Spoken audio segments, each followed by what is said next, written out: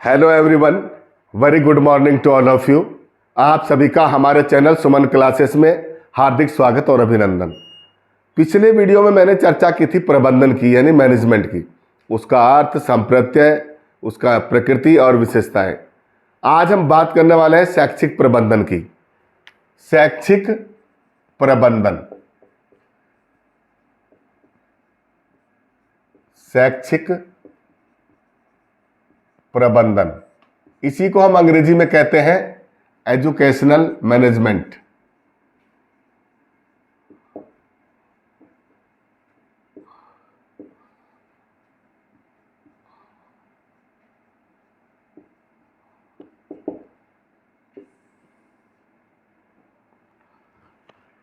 जब प्रबंधन के नियमों को हम शिक्षा के क्षेत्र में लागू करते हैं तो वो शैक्षिक प्रबंधन बन जाता है। यानी कि शिक्षा की व्यवस्था करना, शिक्षा में अनुशासन लागू करना, शिक्षा प्रत्येक व्यक्ति तक पहुंचाने की व्यवस्था करना, ये सब सारा शैक्षिक प्रबंधन के अंतर्गत आता है। तो शैक्षिक प्रबंधन की परिभाषा समझेंगे। शैक्षिक प्रबंधन की परिभाषा क्या है? इसमें एक कुंटज थे, कुंटज का नाम आपने सुना होगा, एक शिक्षा शास्त्री थे, और इन्होंने शैक्षिक प्रबंधन की जो परिभाषा दी उसमें कहा औपचारिक समूहों में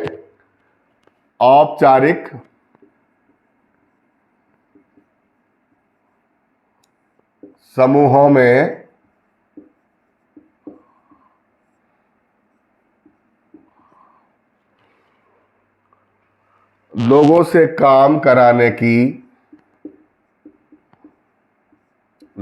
से काम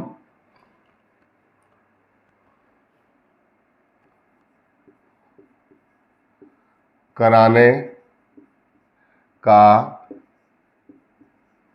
नाम ही प्रबंधन है। ये कुंटज ने कहा है। और यहां पर सॉरी, मैंने इसमें कराने की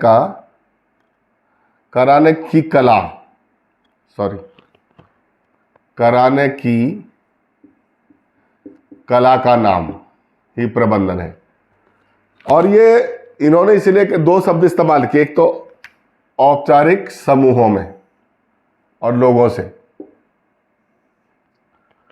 औपचारिक समूह की जो यहां पर बात की गई, देखिए वैसे तो समूहों में हम बात करा लें, समाज में समूह में काम करा लें, पारिवारिक समूह में काम करा लें, लेकिन जब औपचारिक समूह की हम बात करते हैं तो औपचारिक समूह हम हर किसी को नहीं कह सकते। औपचारिक समूह ऐसे समूह को कहा जाता है जिसमें सब कुछ तय हो, जो विधिवत हो, कानूनन हो, नियमों के साथ बना हुआ समूह हो। जैसे विद्यालय परिवार है तो विद्यालय जो है एक औपचारिक समूह है, क्योंकि विद्यालय के खुलने का एक निश्चित समय है। मैं यहाँ पे थोड़ा सा इसको डिफाइन कर देता हूँ। विद्यालय निश्चित समय में खुलेगा, निश्चित समय होगा, समय सारणी होगी इसमें, कब से कब तक खुलेगा, और यहाँ पर पढ़ने वाले तय होंगे। कौन पढ़ेगा कौन नहीं पढ़ेगा पहले से तय होता है। पढ़ने वाले तय होंगे, पढ़ाने वाले तय होंगे। इसको इस तरह से समझिए, क्या क्या पाठ्यक्रम पढ़ा जाएगा वो पहले से तय होगा। कौन पढ़ाने के लिए क्या क्या योग्यताएं टीचर की होंगी वो पहले से तय होगा। पढ़ाने वाले की जो चयन होगा उस चयन समिति में कौन कौन बैठेगा वो पहले से तय होगा। यानी पूरे औपचारिक समूह का मतलब एक विधिवत नियमावली के तहत बनाया गया समूह, उसको हम औपचारिक समूह कह सकते हैं, और जिसमें पूरे नियम, अनुशासन, कानून और कायदे बने होते हैं। इसलिए हम औपचारिक समूह की बात कर रहे हैं। और इस समूह में लोगों से जो काम कराने की कला है उसी को शैक्षिक प्रबंधन कहा गया। और ये औपचारिक समूह में विद्यालय एक सबसे पहले आता है। तो इसलिए शिक्षा के क्षेत्र में, क्योंकि शिक्षा विद्यालयों में दी जाती है, अब चाहे वो प्राथमिक स्तर का विद्यालय हो, जूनियर स्तर का हो, माध्यमिक स्तर का हो, या स्नातक स्तर का हो, या परास्नातक स्तरों का हो, इन सारे विश्वविद्यालयों में या विद्यालयों में या प्राथमिक विद्यालयों में जो शिक्षा दी जाती है वो एक प्रकार के औपचारिक समूह हैं। और कुंटज ने कहा कि औपचारिक समूहों में लोगों से काम कराने की जो कला है उसी का नाम प्रबंधन है और उसी को हम शैक्षिक प्रबंध कहते हैं।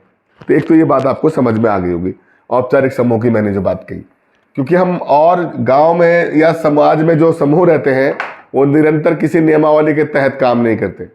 उनको लगेगा अपनी सुविधा के अनुसार 12 बजे से काम करना तो 12 बजे से करेंगे। उनको लगेगा कि आज मौसम खराब है तो आज काम नहीं करना है, तब नहीं करेंगे, कल करेंगे। लेकिन औपचारिक समूह पूरे वर्ष भर का कैलेंडर तैयार करता है, या जो विद्यालय है वो पूरे वर्ष भर का कैलेंडर तैयार करते हैं। कितने दिन छुट्टी रहेगी पहले से तय हो जाएगा, किस किस दिन छुट्टी रहेगी, कितने बजे से कितने बजे तक कॉलेज लगेगा, ये पूरे वर्ष भर का कैलेंडर तय रहता है। कौन पढ़ने वाले होंगे, कौन पढ़ाने वाले होंगे, क्या क्या पढ़ाया जाएगा, पढ़ने के बाद परीक्षा ली जाएगी, परीक्षा के बाद डिग्री दी जाएगी, किसको डिग्री दी जाएगी किसको नहीं दी जाएगी, ये परीक्षा के बाद परिणाम जब आएगा तब तय होगा। तो ये सारी और उसके सब नियम होते हैं कि किस आधार पर आप पास मानेंगे, किस आधार पर फेल मानेंगे, उसके लिए भी नियमावली बनी होती है। तो निश्चित समयावधि, निश्चित नियमावली, निश्चित पाठ्यक्रम, निश्चित अध्यापक, निश्चित शिक्षक, निश्चित शिक्षार्थी, ये सारा कुछ निश्चित होने वाला जो समूह है, इनमें जो काम कराने की कला है उसको प्रबंधन कहा गया। एक जी टेरी पेज और जे बी थॉमस, इन्होंने भी इसके बारे में कुछ किया। जी टेरी पेज और जे बी थॉमस,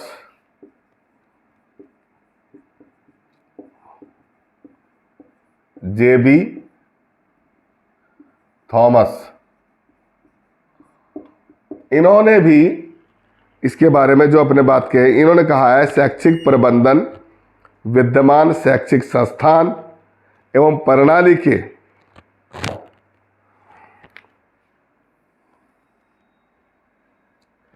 इन्होंने कहा है शैक्षिक प्रबंधन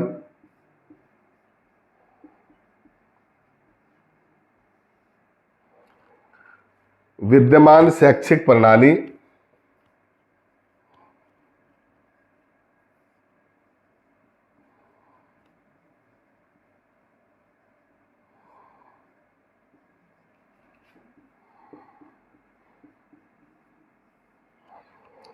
शैक्षिक प्रणाली एवं संस्थान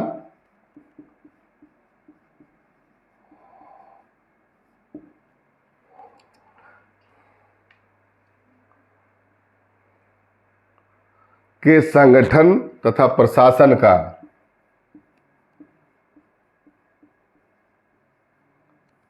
संगठन तथा प्रशासन का सैद्धांतिक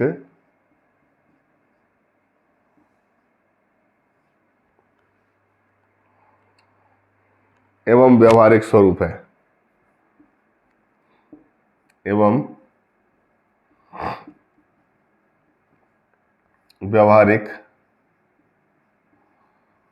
स्वरूप है।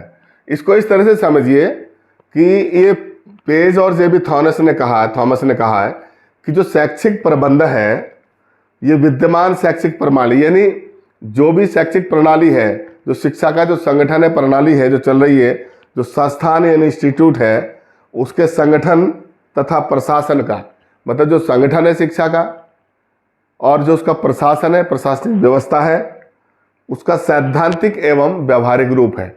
यहाँ पर दो बातें आई, सैद्धांतिक और व्यवहारिक स्वरूप है या रूप है। इसको आप सीधे इस तरह से देख सकते हैं कि जब हम बात करते हैं किसी स्टेट में, मान लीजिए स्टेट को ले लीजिए या डिस्ट्रिक्ट को ले लीजिए, तो जिले में एक सीईओ होता है, मुख्य शिक्षा अधिकारी यानी चीफ एजुकेशन ऑफिसर। फिर उसके नीचे जो है बीईओ होता है, ब्लॉक एजुकेशन ऑफिसर। और इस तरह से जो है अलग अलग फिर छोटे स्तर पर, फिर और छोटे स्तर पर, फिर स्कूल में आ जाते हैं तो वहाँ प्रधानाध्यापक या प्रधानाचार्य होता है, फिर साथ में जो है वो टीचर्स होते हैं।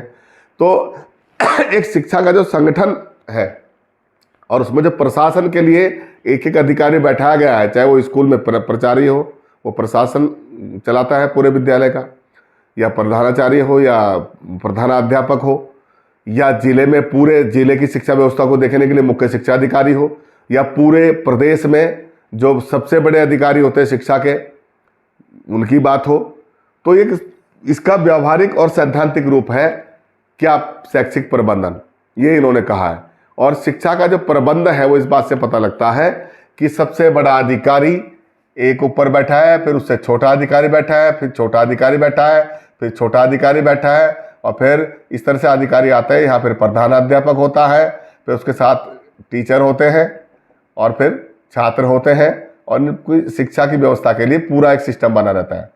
तो यहाँ पर जगह जगह जितने भी प्रधानाचार्य होते हैं अलग अलग स्कूलों में, अलग स्कूल में, यहाँ प्राथमिक विद्यालय यहाँ भी है, यहाँ भी है, यहाँ भी है, इन सब के ऊपर एक ब्लॉक में जितने भी, एक विकास खंड में जितने भी स्कूल हैं उनके ऊपर एक अधिकारी बैठा रहता है यहाँ पर। फिर ये 6 ब्लॉक है जिले में या 7 ब्लॉक है, उन सब में जितने भी हैं तो वो जिले में एक अधिकारी यहाँ रहता है। फिर 13 जिले हैं माला उत्तराखंड में जैसे, या यूपी में जैसे, और 70 जिले हैं, तो उन सब के ऊपर एक यहाँ अधिकारी बैठा रहता है। फिर और पूरे स्टेट का बैठा रहता है। तो इस तरह से फिर शिक्षा मंत्री होता है, फिर एक सेंटर में केंद्रीय मंत्री होता है। तो ये एक व्यवस्था है संगठन की जो पूरे शिक्षा व्यवस्था को देखती है। और इस पूरे मैनेजमेंट में जो व्यवस्था काम करती है, ये जो पूरा जो मैनेजमेंट है, इसी को शैक्षिक प्रबंधन कहा गया है। एक तो बात हुई ये। दूसरी बात अगर हम करें शिक्षा पर शैक्षिक प्रबंधन की विशेषताओं की, ये तो हुई बात इसके परिभाषाओं की, ये आपको समझ में आ गया। स्क्रीनशॉट लेना चाहे तो ले सकते हैं, नहीं तो मैं इसकी विशेषताओं पे बात करूं शैक्षिक प्रबंधन की। तो ये तो बात हुई आपके परिभाषाओं की। अब अगर हम बात करें तो ये जो शैक्षिक प्रबंधन है इसकी कुछ विशेषताएं हैं। विशेषताओं से मतलब कुछ खास बातें जो शैक्षिक प्रबंधन की हैं, इन पे थोड़ी सी हम चर्चा। शैक्षिक प्रबंधन की विशेषताएं,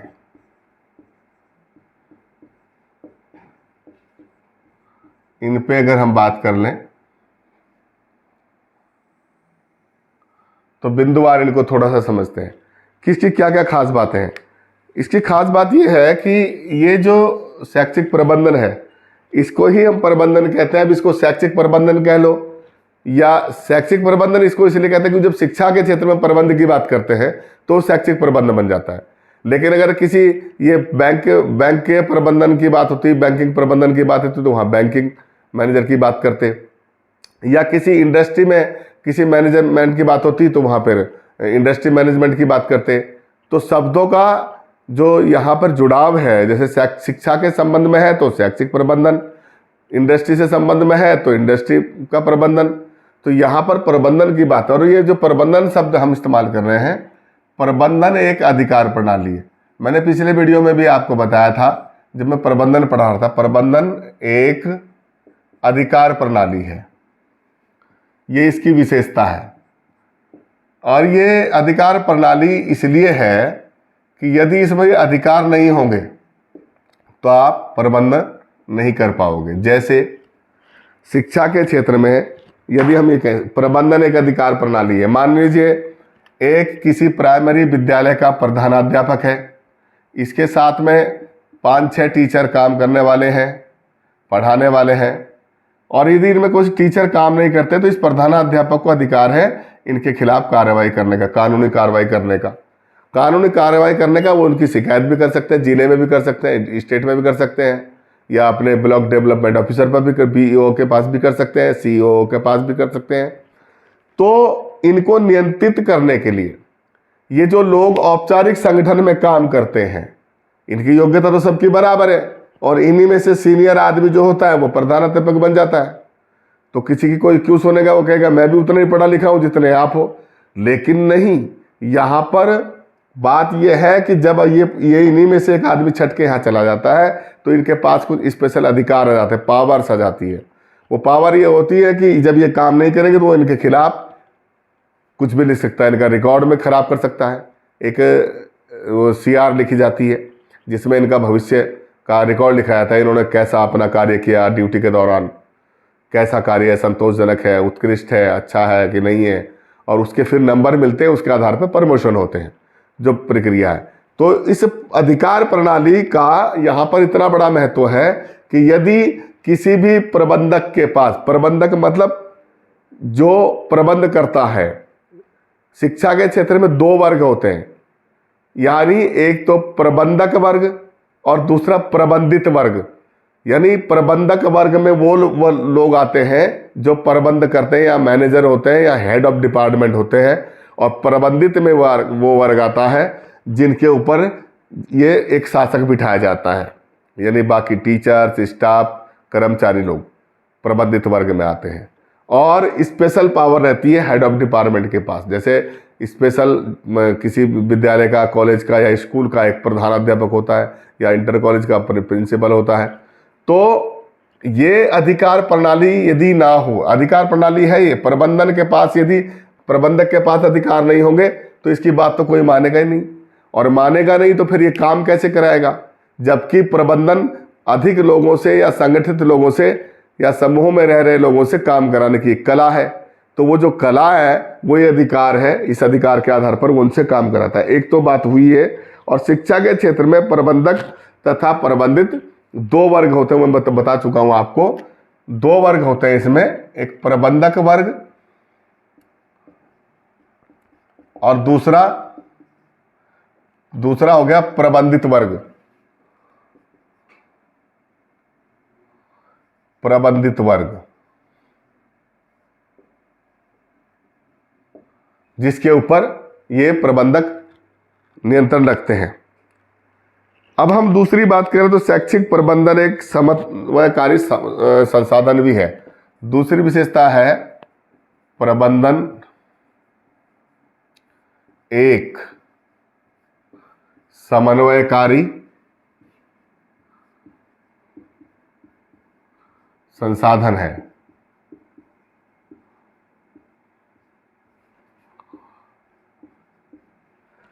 संसाधन इसको इसलिए कहा गया है क्योंकि ये जो व्यवस्था है आपस में समन्वय के द्वारा संचालित होती है। यदि समन्वय नहीं होगा तो प्रबंधन अच्छे तरह से नहीं चल सकेगा।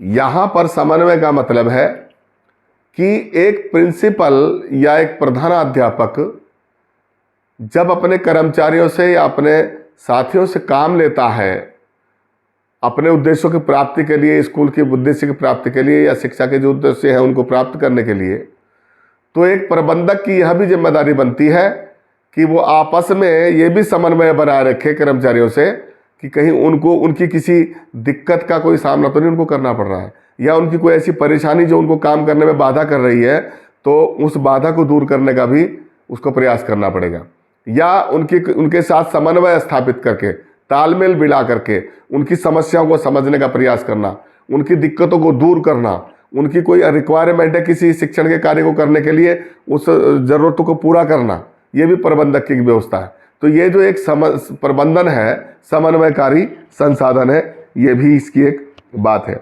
तीसरी बात है शैक्षिक प्रबंधन में व्यक्ति समूह में निहित होते हैं। तीसरी बात यह है कि शैक्षिक प्रबंधन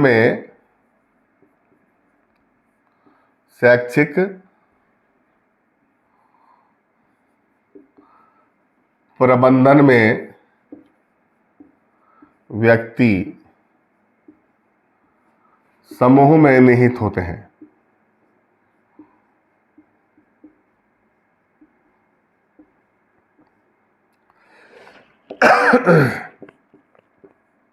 यहां पर इस बात का अर्थ यह है कि अलग अलग क्षेत्रों से आने वाले लोग और अलग अलग स्थानों पर रहने वाले लोग जब एक विद्यालय में शिक्षा देने के लिए आते हैं, शिक्षा का कार्य करने के लिए आते हैं, तो एक समूह में निहित होते हैं और अपनी अपनी भूमिका, यह भी एक महत्व बात है, और अपनी अपनी भूमिका का निर्वहन करते हैं।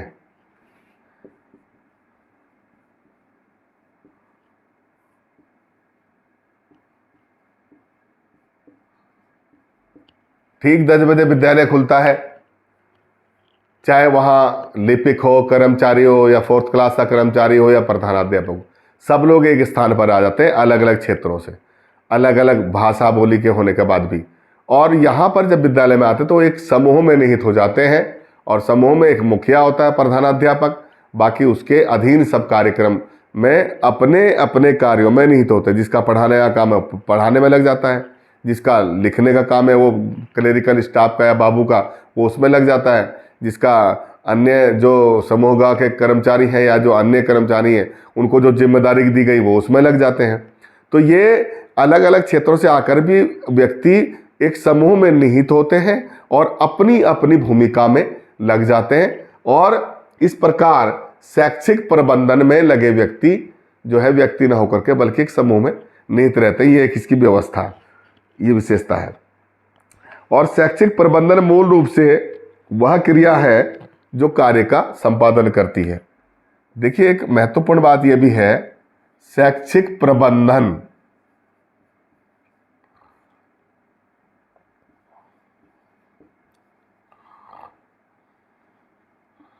शैक्षिक प्रबंधन मूल रूप से वह प्रक्रिया है जो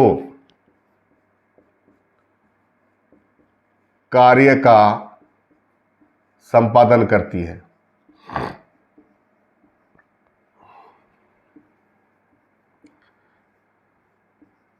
इसको आप इस तरह से भी समझ सकते हैं कि यदि ये व्यवस्था ना बनाई जाए, ये प्रबंधन ना किया जाए कि भाई एक आदमी प्रधानाध्यापक होगा, उसके अनुसार निर्देश के अनुसार बाकी टीचर अपने क्लास में पढ़ाएंगे, एक समय सारणी बनी रहेगी कब किसको क्या पढ़ाना है पूरे दिन में 10 बजे से 4 बजे तक, वो एक प्रबंध किया गया है, व्यवस्था बनाई गई है।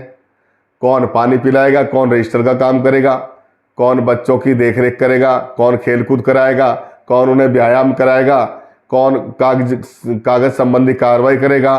तो ये पूरा व्यवस्था बना रहता है, और ये जो पूरा प्रोसेस है, ये प्रक्रिया जो है, यही सारे कार्य का संपादन करती है जो इस विशेषता में गया। शैक्षिक प्रबंधन मूल रूप से ऐसी प्रक्रिया है कि जो कार्य का संपादन करती है। और ये जो प्रक्रिया बनाई गई है, एक अधिकारी, फिर छोटा कर्मचारी, फिर छोटा कर्मचारी, फिर उनको काम दिए गए, ये पूरा प्रोसेस यही काम को करता है, कार्य का संपादन करता है।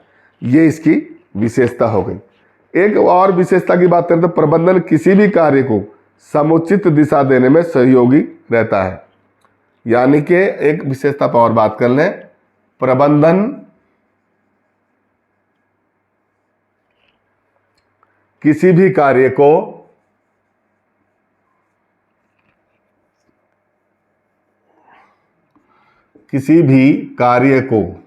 समुचित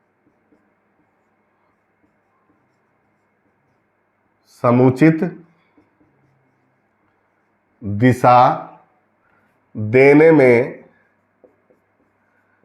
सहयोगी रहता है।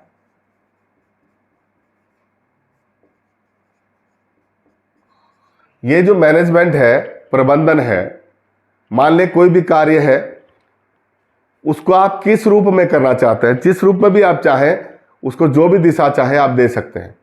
जो हेड ऑफ डिपार्टमेंट बैठा है उसको लगता है कि आज हमारे जो है पढ़ाई की व्यवस्था में थोड़ा सा बदलाव करना है, सुबह 12 बजे से पहले खेल कराने हैं और 12 बजे के बाद पढ़ाई करानी है, या कल से 12 बजे के पहले हमें पढ़ाई करानी है और फिर बाद में खेलकूद कराने हैं।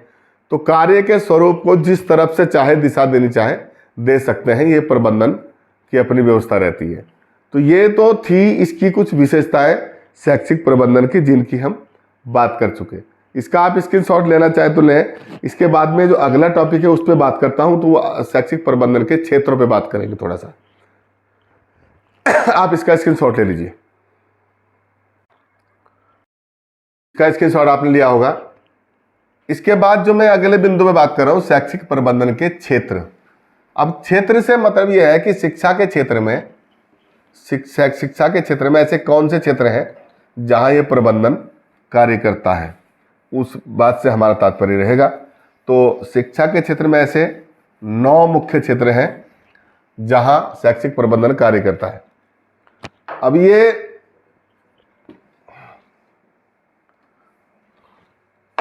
शैक्षिक प्रबंधन के क्षेत्र, इन पे हम चर्चा करेंगे। इन पे अगर बात करें तो शिक्षा के प्रबंधन के क्षेत्र, यानी प्रबंधन एक ऐसा सार्वभौमिक विज्ञान है, इसको हम ये भी कह सकते हैं कि प्रबंध जीवन के, सार्वभौमिक से मेरा मतलब जीवन में ऐसा कोई क्षेत्र नहीं है व्यक्ति के जहां प्रबंध काम नहीं करता। आप चाहे निजी जीवन हो, घर हो, परिवार हो, बिना प्रबंधन के, बिना व्यवस्था के आप कोई घर तक नहीं चला सकते। और शिक्षा संस्थान चलाना तो बहुत बड़ी बात है। अपने निजी जीवन को आप नहीं चला सकते यदि प्रबंधन नहीं है, व्यवस्था नहीं बनाई। यदि आपका कोई शेड्यूल नहीं है, कितने बजे उठना है, कितना खाना है, कब उठना है, कब खेलना है, कब जागना है, कब पढ़ना है, कब सोना है, तो आपकी लाइफ डिस्टर्ब हो जाएगी। इसलिए प्रबंधन को सार्वभौमिक कहा गया है, ऐसा सार्वभौमिक विज्ञान जो मनुष्य के प्रत्येक क्षेत्र में कार्य करता है। ये हेनरी फेयोल ने कहा है। तो इसके क्षेत्रों की अगर हम बात करें तो शैक्षिक प्रबंधन के मुख्यतः 9 क्षेत्र हैं। कितने? 9 शैक्षिक प्रबंधन के मुख्यतः 9 क्षेत्र हैं। विद्वानों ने शैक्षिक प्रबंधन के जो 9 क्षेत्र बताए हैं उन पे हम चर्चा करते हैं। एक तो ये हुआ।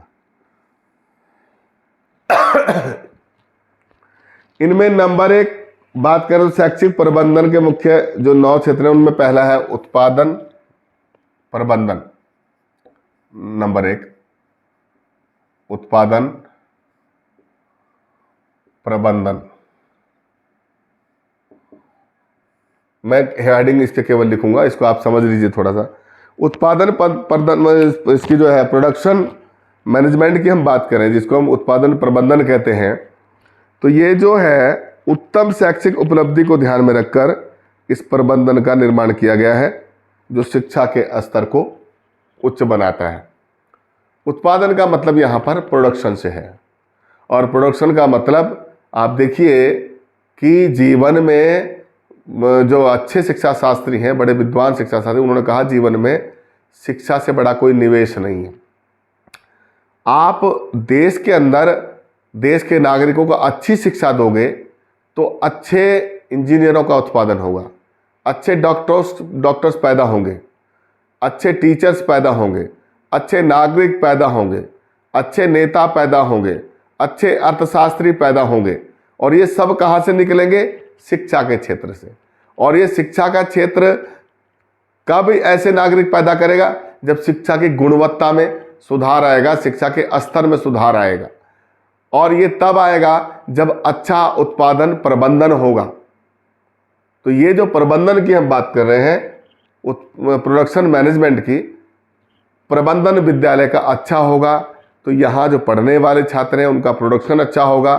कोई इंजीनियर बनेगा, कोई डॉक्टर्स बनेगा, कोई टीचर बनेगा, कोई इंजीनियर बनेगा, कोई एग्रीकल्चर इंजीनियर बनेगा, कोई टेक्नीशियन बनेगा, कोई साइंटिस्ट बनेगा। तो ये जो उत्पादन प्रबंधन है ये बेहतर होना जरूरी है। ये बहुत महत्वपूर्ण पार्ट है। एक तो हुई बात ये।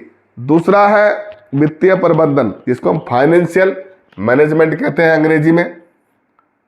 मैं इसको हिंदी में लिख रहा हूं, आप समझ लीजिए। वित्तीय प्रबंधन, ये जो वित्तीय प्रबंधन की हम बात करते हैं, यदि कॉलेज को चलाने के लिए, स्कूल को चलाने के लिए अच्छा वित्तीय प्रबंधन नहीं है तो आपका शिक्षा का जो उद्देश्य है वो भटक जाएगा। जहां जितना रुपया खर्च होना है, कितना कॉलेज में फर्नीचर चाहिए स्टूडेंट को बैठने के लिए, टीचर के लिए चौक चाहिए, डस्टर चाहिए, बोर्ड चाहिए, मार्कर चाहिए, अच्छी फैसिलिटी चाहिए पढ़ने के लिए, जो वहाँ कक्ष हैं वो अच्छे होने चाहिए, जो सीटिंग प्लान है वो अच्छा होना चाहिए। तो जो उसमें इन्वेस्टमेंट करने के लिए जो वित्तीय प्रबंधन होना चाहिए, कब कहाँ कौन सी चीज़ खर्च की जानी है, कौन सा चीज़ को मंगाया जाना है, वो समय पर वित्तीय प्रबंधन नहीं है तो व्यवस्था बिगड़ जाएगी। आपके खाते में पैसे पड़े हुए हैं, आपके कॉलेज में जो है बोर्ड नहीं है, मार्कर नहीं है, टीचर पढ़ाए तो कैसे पढ़ाए? तो ये अच्छा प्रबंधन नहीं होगा। अच्छा प्रबंधन ये होगा कि ये देखा जाना चाहिए कि कब हमें छात्रों को अच्छी शिक्षा देने के लिए बोर्ड, मार्कर, सहायक सामग्री का मतलब जो टीचिंग एड्स होती हैं, जिनके द्वारा हम चार्ट हो, चाहे ग्लोब हो, या और ऑडियो वीडियो कैसेट हो, या प्रोजेक्टर हो, ये सारी चीज़ें हमें समय पर उपलब्ध कराने के लिए पैसे की ज़रूरत होती है, और पैसा अगर हमारे पास है तो उसे समय पर खर्च करने के लिए अच्छे वित्तीय प्रबंधन की ज़रूरत होती है। तो ये दूसरा क्षेत्र है प्रबंधन का शिक्षा के क्षेत्र में। ये बहुत ज़रूरी है, जो शिक्षा की गुणवत्ता को बढ़ाने में मदद करता है। तीसरा है डेवलपमेंट मैनेजमेंट, यानी कि विकास प्रबंधन। विकास प्रबंधन ये एक और महत्वपूर्ण पहलू है। इसका है व्यवस्था से मतलब। विकास का मतलब यहां पर ही समझिए कि आपके विद्यालय में अभी छात्र संख्या 20 है, आसपास बहुत बच्चे हैं लेकिन आपके कॉलेज में नहीं आ रहे हैं। आपके पास इंफ्रास्ट्रक्चर है, बैठने की व्यवस्था है, लेकिन बच्चे नहीं है। तो आपका जो प्रबंधन है वो इस प्रकार का होना चाहिए ताकि वो जनसंपर्क करे, लोगों के पास जाए, और आपकी जो गुणवत्ता है उसमें जब सुधार आएगा तो लोग आपके तरफ आकर्षित होंगे, वहाँ छात्र संख्या बढ़ेगी। छात्र संख्या बढ़ेगी, लोगों तक, अधिक लोगों तक आप पहुँच पाएंगे, तो अच्छा प्रोडक्शन आपका होने लगेगा। विकास का मतलब उसके पूरे संपूर्ण में वृद्धि करना, यानी छात्र संख्या बढ़ना, वहाँ पर जो है शिक्षा का स्तर बढ़ना, शिक्षा की गुणवत्ता में सुधार आना, वहाँ का जो वातावरण है, शिक्षा का वातावरण, उसमें सुधार आना, माहौल में सुधार आना। तो जो व्यक्तित्व विकास की जो प्रक्रिया है छात्रों में, उसका बढ़ना। तो ये उसके लिए क्या होगा कि जो विद्यालय में विकास प्रबंधन है, जिन लोगों को इस बात की जिम्मेदारी सौंपी जाती है कि आप जनसंपर्क करें, छात्र संख्या बढ़ाएं, छात्रों को यहाँ अधिक से अधिक प्रवेश के लिए प्रेरित करें, माता पिता से संपर्क करें, उनसे सुझाव मांगे कि कहाँ कमी रह गई है, और जब उनसे समन्वय स्थापित करके आप जो विद्यालय की कमी है उनको दूर करेंगे तो आपका ये विकास होगा विद्यालय का। इस प्रकार का ये प्रबंधन होता है। दूसरी बात, कॉलेज की उन्नति के लिए कार्य करने के लिए जो समितियां बनाई गई हैं, कोई चीज़ चाहिए स्कूल में, कॉलेज में आपकी कोई आवश्यकता है किसी चीज़ की, उसके लिए मांग करना, सरकार को लिखना, सरकार से कक्षा अगर आपके पास कमरे कम है तो उनकी मांग करना, यानी अपने विद्यालय का विकास करने के लिए काम करना। ये एक अच्छा मैनेजमेंट। तीसरा है वितरण प्रबंधन, चौथा जिसको हम कहेंगे वितरण प्रबंधन, डिस्ट्रीब्यूशन मैनेजमेंट। ये बहुत महत्वपूर्ण है। आपके पास जो संसाधन हैं, जितने भी संसाधन है विद्यालय में, आपके पास चाहे 4 क्लासें आपके पास बोर्ड कितने हैं, मार्कर कितने हैं, कुर्सियां कितनी हैं, छात्रों को बैठने के लिए जो स्टूल डेस्क है वो कितने हैं, उनका समान रूप से वितरण करना है। ऐसा नहीं कि एक क्लास को तो आपने स्मार्ट क्लास बना दिया और बाकी बच्चे सब मुंह देख रहे हैं, तो उससे बच्चों के अंदर जो है जो भाव आएगा वो सकारात्मक भाव नहीं आएगा। इसलिए चीज़ों का समान रूप से वितरण करना, समान रूप से सबका डिस्ट्रीब्यूशन करना, और उन सबके साथ समन्वय स्थापित करके जो कमियां हैं उनको दूर करने का प्रयास करना, ताकि अच्छी जो आपकी वितरण प्रणाली है वो बढ़िया बनी रहे। और एक होता है क्रय प्रबंधन। आपका जो कॉलेज में क्रय प्रबंधन है, क्रय समिति रहती है, चाहे वो कोई सा भी स्तर पर हो, प्राथमिक पे हो, जूनियर पे हो, कोई चीज़ खरीदनी है, सरकार ने आपको पैसा दिया है, आपको अलमारी खरीदनी है कॉलेज के लिए, फर्नीचर खरीदना है, दरी खरीदनी है, पट्टी खरीदनी है, शौचालय नहीं है, शौचालय बनाना है, तो पहले नंबर पे क्या जरूरी है, सबसे पहली रिक्वायरमेंट क्या है, उसको आप करें या दूसरी चीज़ को करें। तो ये ध्यान रखने के लिए अच्छा क्रय प्रबंधन होना चाहिए। तो ये भी एक बहुत महत्वपूर्ण बात है प्रबंधन की, कि पहले नंबर पर किस चीज़ की आवश्यकता है उसका क्रय किया जाए, उसको खरीदा जाए, उस कमी को दूर किया जाए। और एक होता है परिवहन प्रबंधन।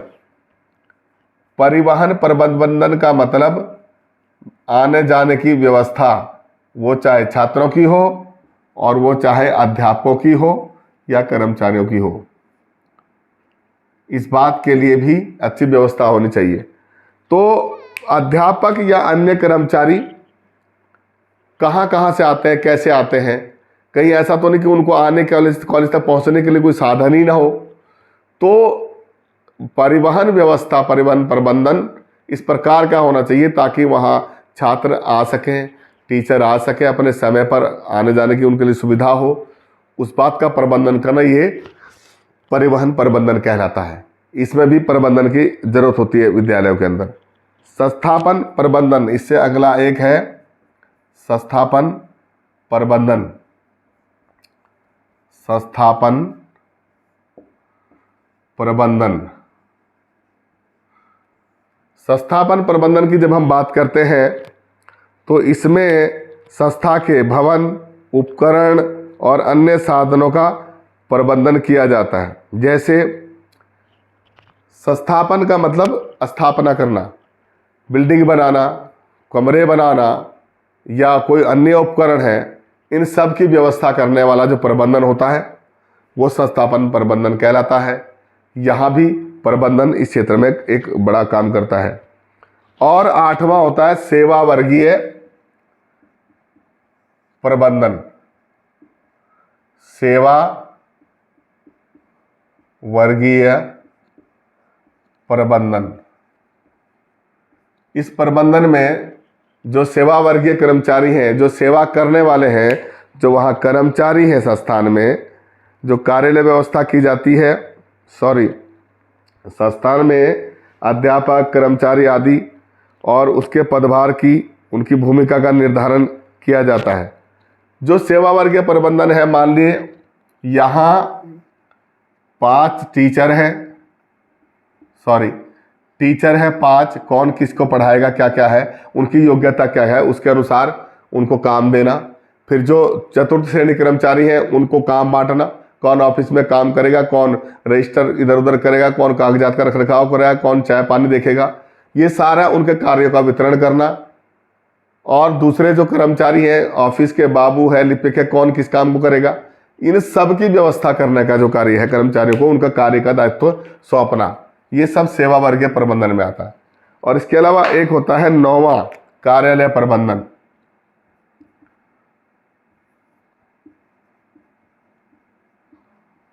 कार्यालय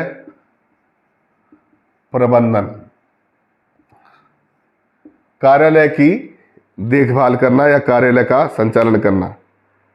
और प्रत्येक विद्यालय में कार्यालय की जो है व्यवस्था रहती है, जहाँ सबका रजिस्टर, रिकॉर्ड, लेखा जोखा, आय व्यय, सब रिकॉर्ड वहाँ पर रखा जाता है।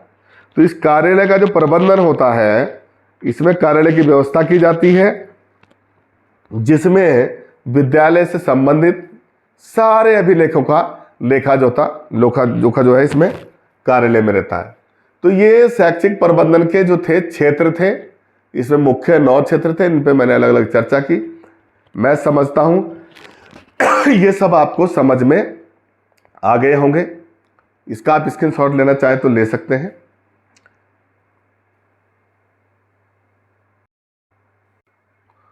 तो ये आपने स्क्रीनशॉट लिया हुआ इसका। ये आज आपने जो समझा है शैक्षिक प्रबंधन का अर्थ, परिभाषा और इसके क्षेत्र, मैं समझता हूं आपको काफ़ी इससे मदद मिलेगी। फिर भी आप इससे संबंधित कोई बुक्स है उसको जरूर पढ़िए और आपको बेहतर समझ में आएगा। इसके साथ ही जो इसके अगले बिंदु रह गए, इसके उद्देश्य रह गए, सिद्धांत, उन पर मैं अगले वीडियो में चर्चा करूंगा। तो इसको, यदि आपको वीडियो पसंद आया तो इसको शेयर, प्लीज़ एक शेयर की हमें आपकी आवश्यकता होती है। इसको शेयर कीजिए, लाइक कीजिए, सब्सक्राइब कीजिए। अगले वीडियो में मिलते हैं फिर, तब तक के लिए धन्यवाद, थैंक यू।